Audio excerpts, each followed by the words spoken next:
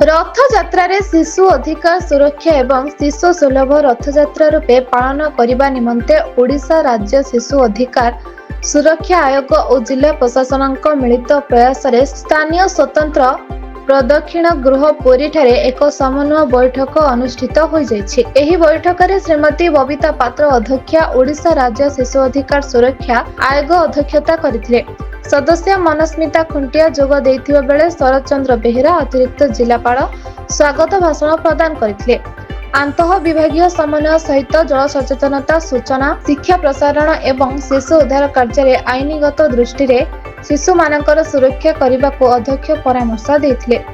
रथयात्रा समन्वय शिशु सुरक्षा विभाग समस्त उप विभाग यथा चाइल्ड हेल्पलाइन शिशु मंगल समिति जिला शिशु सुरक्षा शाखा प्रमुख कार्य करिवे।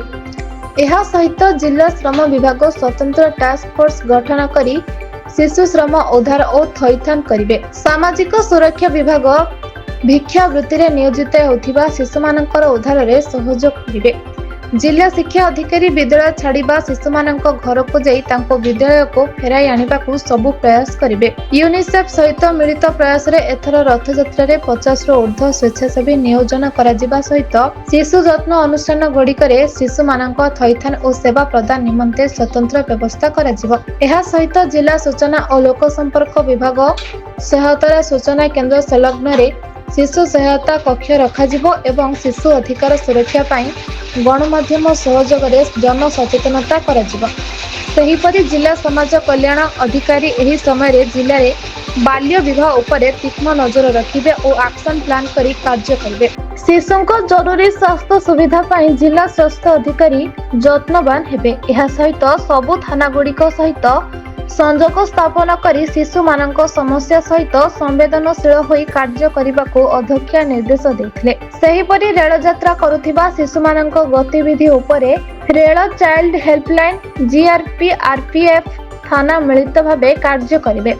जेपरि जनसाधारण उद्धार होइथिबा शिशु मानक बेआईन हस्तांतर न करी शिशु मंगल कमिटी किंबा शिशु सुरक्षा व्यवस्था अंतर्गत कार्य करुथिबा व्यक्ति और पुलिस का नजर को आनिबे। चाइल्ड हेल्पलाइन नंबर 1098 को फोन करने को व्यापक जन सचेतनता करने को लक्ष्य रखा जायछि। एही पदक्षेप सहित एथर रथयात्रा को शिशु सुलभ करा जिबा को अध्यक्ष सब विभागर समन्वय रे कार्य करने को आह्वान करथिले। एही बैठक रे शक्तिपाद मिश्र सदस्य शिशु मंगल समिति रुजालिन साहू सदस्य किशोर न्याय बोर्ड संतोष कुमार सेठी जिला सूचना और लोक संपर्क अधिकारी दीपक पाढ़ी जिला शिक्षा अधिकारी नारायण प्रसाद नंद स्वास्थ्य अधिकारी आशुतोष साहू श्रम अधिकारी तनुप्रभा बेउरा जिला समाज कल्याण अधिकारी यूनिसेफ प्रतिनिधि समेत चाइल्ड हेल्पलाइन संयोजक कृष्णचंद्र मिश्र प्रमुख समस्त विभाग अधिकारी आलोचन रे अंशग्रहण करथिले। सुरक्षा अधिकारी शुभ नारायण शतपथी धन्यवाद अर्पण करथिले। जिला शिशु सुरक्षा यूनिट रो समस्त कर्मकर्ता सहयोग करथिले। पुरी रु Ramesh report black news Odia.